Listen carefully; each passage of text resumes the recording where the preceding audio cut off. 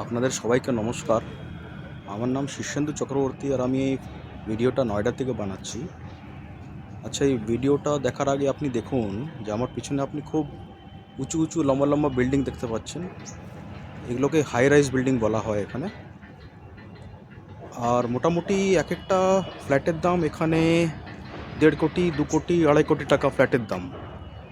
এবার এই ভিডিওটা বানাবার আমার একটাই উদ্দেশ্য, এই ভিডিওটা আমি তাদের জন্য বানাচ্ছি যারা 2026-এ আবার চোখ কান বুঝে বুদ্ধিটাকে আলমারিতে বন্ধ করে ভোট দিতে যাবেন।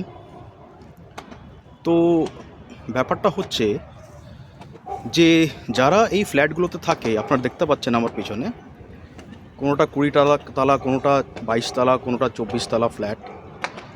এই ফ্ল্যাটগুলোতে যারা থাকে, যারা 1.5 কোটি টাকা 2 কোটি টাকা 2.5 কোটি টাকা দিয়ে ফ্ল্যাট কিনেছেন, আপনারা কি মনে করেন যে ওদের কাছে পয়সার কমই আছে?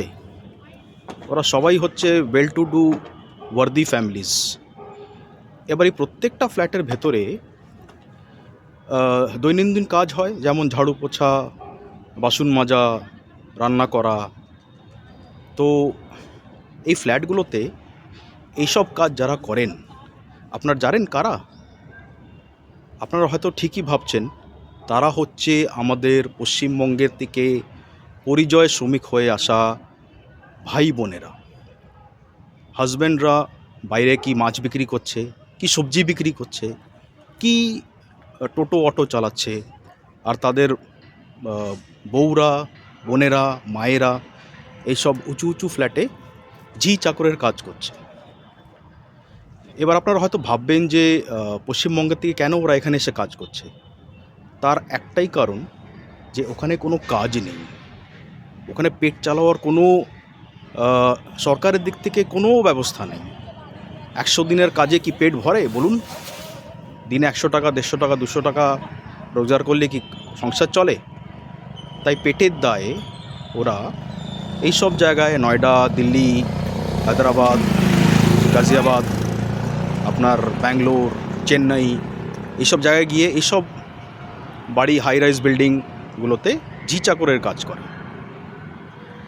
এইবার ব্যাপার হচ্ছে যে পশ্চিমবঙ্গে কাজকর্মর যা অবস্থা, ওখানে কোনো ইন্ডাস্ট্রি নেই, কোনো ফ্যাক্টরি নেই, কোনো ইনভেস্টমেন্ট নেই। যারা আগামী প্রজন্ম, যারা স্কুল কলেজে পড়াশোনা করছে, ওদের কি ভবিষ্যৎ হবে? দাদা দিদিরা, ওদের ভবিষ্যৎ কী হবে? আপনারা বুঝতে পারছেন?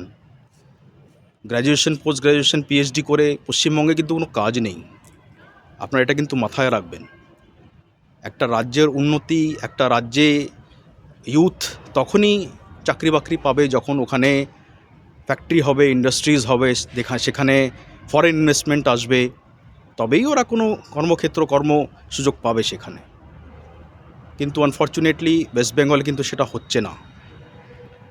আপনারা এই জিনিসটা মাথায় রাখবেন যে এই হাই রাইজ বিল্ডিং, এই ফ্ল্যাটগুলো নয়ডাতে, দিল্লিতে, হায়দ্রাবাদে, ব্যাঙ্গালোরে, চেন্নাইতে কিন্তু আপনাদের ছেলে মেয়েদের ভবিষ্যতের ঠিকানা হতে পারে।